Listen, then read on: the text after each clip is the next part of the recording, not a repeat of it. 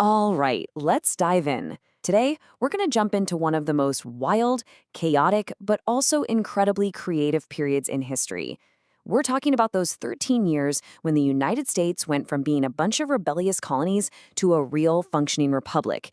It was a crazy journey, full of conflict, crises, and some absolutely brilliant compromises. So, let's frame this whole thing around one big question. Seriously, how do you build a country from scratch? You have to remember, the founders weren't just fighting a war, they were trying to invent a whole new way of governing, all while the entire world was watching, pretty much expecting them to fail. So, here's our roadmap. We'll start with how it all kicked off, then look at how they actually won the war.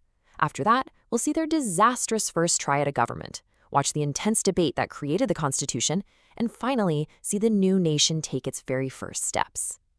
Okay, first up, how do you get from protest to war? How did arguments over stuff like taxes suddenly explode into a full-blown revolution against, the most powerful empire on Earth? And man, things escalated fast. It was like a snowball rolling downhill. In 1765, you have the Stamp Act. That's the spark. By 1773, we're throwing tea into Boston Harbor. A year later, the colonies are getting organized, and then boom, by 1775, shots are being fired at Lexington and Concord.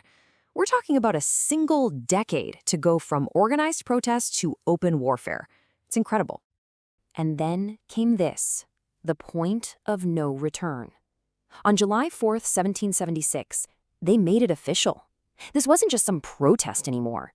This was a formal, public split from Great Britain. It was the birth of an idea, a new country, the United States of America. You really have to appreciate how radical these words were for the time. Thomas Jefferson wasn't just writing a list of complaints. This was a whole new philosophy of government. He was arguing that your rights don't come from a king, you're born with them, and a government only gets to exist if the people say so. This idea was the fuel for the entire revolution. So that brings us to the next huge problem, winning the war. I mean, declaring independence is one thing, but how could a bunch of colonial militias possibly beat the professional, well-funded British military? The odds were just staggering. Under George Washington, the Continental Army was always short on everything. We're talking shoes, gunpowder, training, and especially cash. They were basically an amateur league team going up against the world champions. And then came the absolute game changer, the Battle of Saratoga in 1777. This wasn't just a win on the battlefield, it was a huge diplomatic victory. It proved to France that the Americans might actually pull this off, and that convinced them to jump in as an ally. Suddenly, with the French Navy and Army in the mix, the whole war completely shifted. And Yorktown shows you just how big that French alliance was. You had Washington's army and the French army on land, and the French Navy blocking any escape by sea. The main British army under General Cornwallis was totally trapped.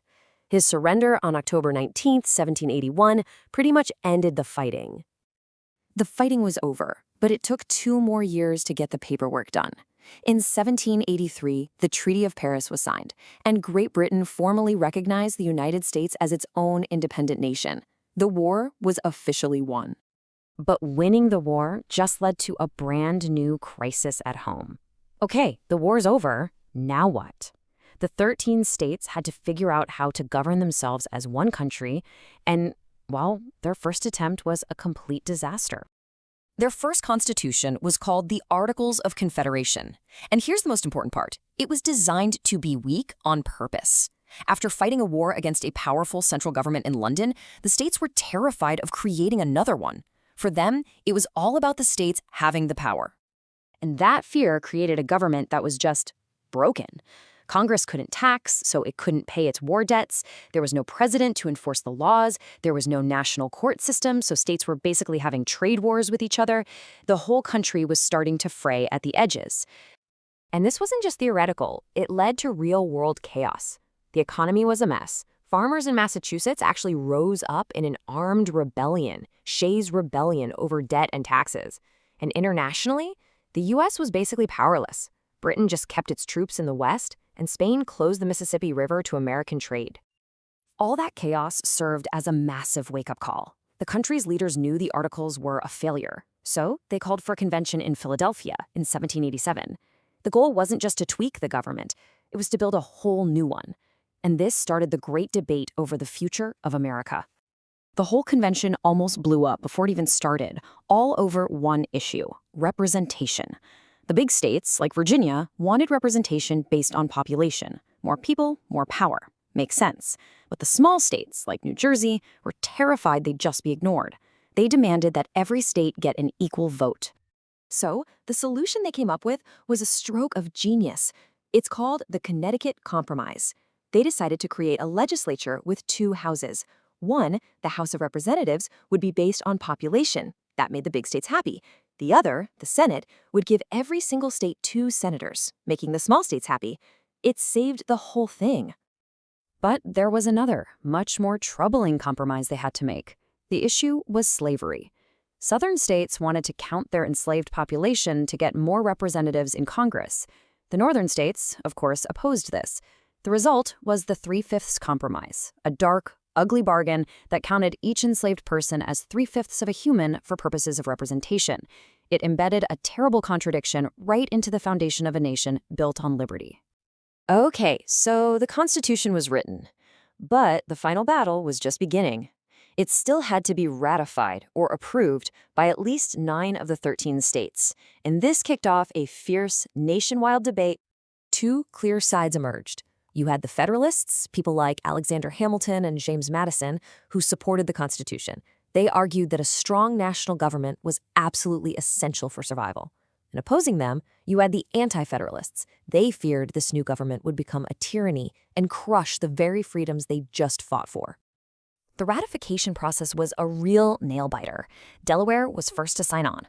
The huge moment came in June 1788, when New Hampshire became the 9th state, officially putting the Constitution into effect. But it still wasn't a sure thing until the huge states of Virginia and New York narrowly voted yes. Rhode Island was the very last to join, holding out all the way until 1790. And with that, the experiment could finally begin.